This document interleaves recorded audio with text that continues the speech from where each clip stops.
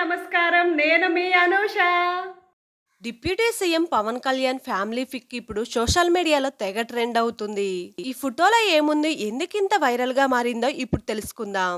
ఆంధ్రప్రదేశ్ ఉప ముఖ్యమంత్రి Pawan Kalyan family photo నెట్టింట వైరల్ గా మారింది. అందులో ఎవరెవరున్నారంటే, జనసేన పార్టీ సోషల్ మీడియా ఖాతాలో పోస్ట్ అయిన ఈ ఫోటో నెట్టింట అందరి దృష్టిని ఆకర్షిస్తుంది. నటుడు ఇంకా ఆంధ్రప్రదేశ్ ఉప ముఖ్యమంత్రి పవన్ కళ్యాణ్ ఫ్యామిలీ పిక్ ఇది. ఈ ఫోటోలో తన శ్రీమతి అయిన అన్నా లెజినోవా ఇంకా పిల్లలు అకిరానందన్ ఆద్యాలతో కలిసి దిగిన ఈ అరుదైన స్టిల్ వైరల్ అవుతుంది.